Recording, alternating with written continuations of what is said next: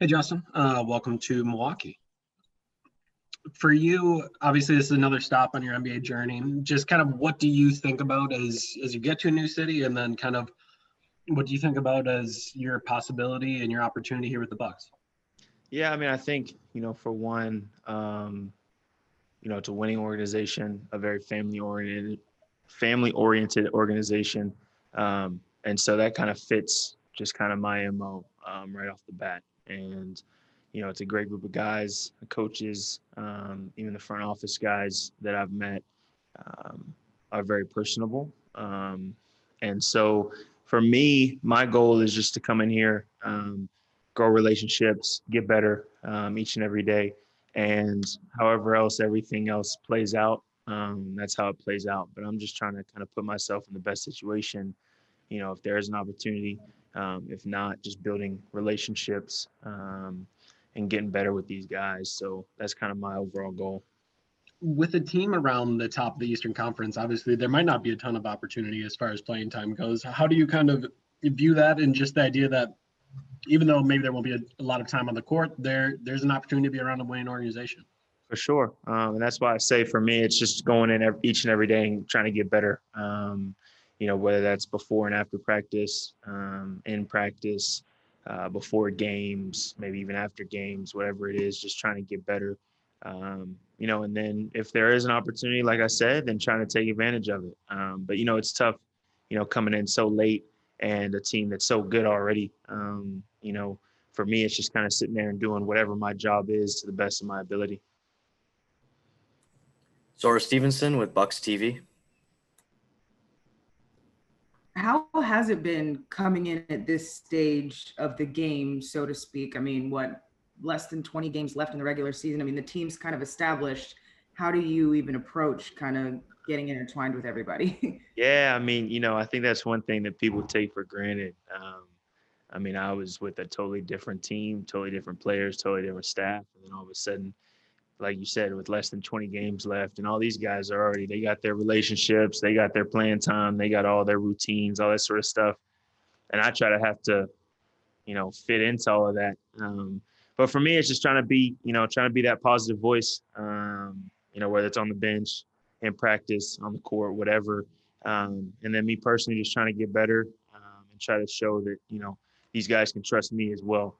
For whatever situation it might be. So, that's kind of my goal.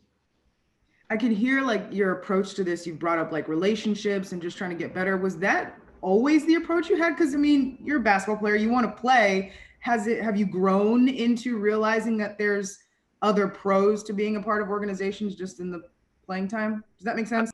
Yeah, I mean, for me personally, ever since I came into the league, that's kind of been my goal. Is obviously I want to be the best basketball player that I could possibly be. But whatever role that I'm in at the time, I'm gonna be the best at that I can possibly be. So if that's the best teammate, if that's the loudest voice, if that's on the floor, the best shooter on the floor, whatever it is, like that's what I'm gonna try to be. So right now, like we talked about, like there's less than however many games left, and these guys are pretty much solidified. If there are time, it's going to be very sparingly. And so for me, it's if I'm on the bench, trying to be the loudest guy I can possibly be, trying to make sure everybody hears me. In practice, trying to make sure everybody hears me, all that sort of stuff. And then, trying to build those relationships off the floor as much as I can. In life, relationships are really the only thing that matter. So for me, just trying to build as many relationships as I can, and just get better every day. Darius Joshua with CBS 58. Hey, Justin, kind of with the relationships, I'm sure there was not much of an overlap because your peak at UNC kind of passed Mamadi and Jordan's peak at their schools. But having some ACC brethren, does that kind of help a little bit? Some guys you have some familiarity with, maybe? For sure. Mamadi's probably, I mean, I've only been here for a little bit, but I'm probably closest with Mamadi out of everybody. And I think it's kind of is that ACC connection. Jordan's awesome. We've already kind of had conversations about that whole ACC deal. But I think it's kind of, it's tough. Like we talked about, like I come in so late, they already have their relationships. But having that ACC connection, I think kind of helps, kind of bind that a little bit, kind of, close that bridge a little bit. And throughout your career, you've mostly been on the Western Conference, kind of only seen the Bucks from afar. But was there a certain aspect, certain player, something that excited you about signing Jared, having that chance to actually kind of get closer to that person or just to that team? Man, I think, to be honest, all the Bucks gave me an opportunity. It wasn't necessarily that I was really out here looking like, oh, I want to go here, I want to go here. The Bucks gave me the opportunity. And, obviously you've got guys. I love the way Khris plays. I love the way he plays. I think I can definitely take, bits and pieces of things that he does for sure and try to add them to my game. I love Drew. Obviously, Giannis is, there's a reason he's called the Greek Freak. But, for me, it was just the Bucks gave me an opportunity. And so I'm just trying to come in here and take advantage of that opportunity, and whatever else plays out, that's what plays out.